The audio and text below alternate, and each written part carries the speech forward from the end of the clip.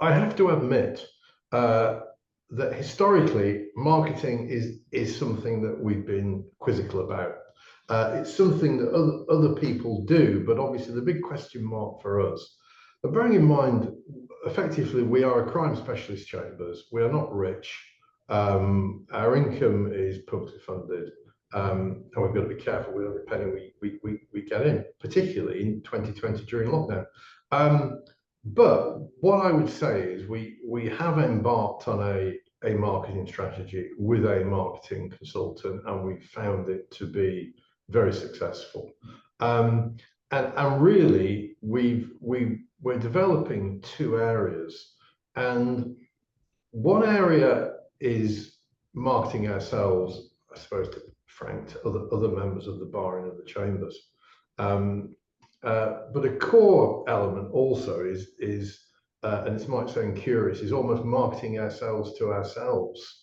I think in common with many barristers' chambers, members themselves aren't always that aware of what their own chambers can offer, what their chambers can do for them, or what their chambers would like to do for them to make their membership of chambers a more valuable experience. And that really was our starting point, to start speaking to our members with the aid of a marketing consultant and to find out what did they want to see from marketing.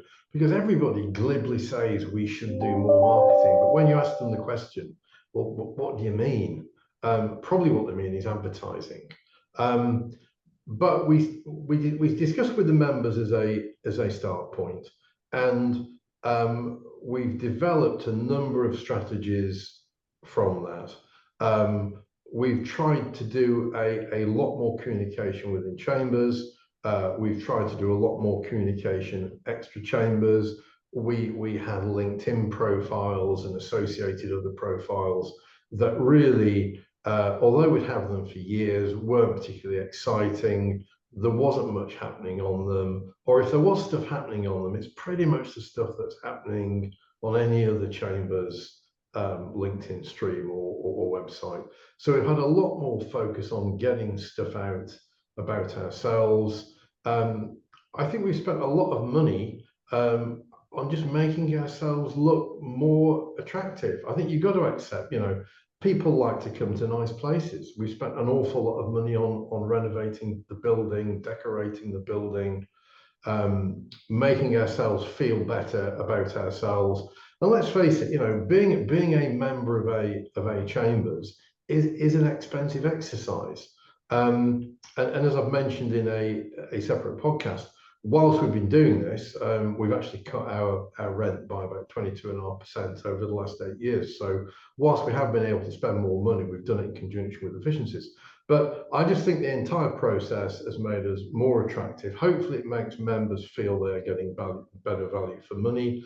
And it's an area, and it's not an area that's taken up as much as it should be, I don't think. It's an area that offers individual support from our consultant to our members looking to develop their own careers.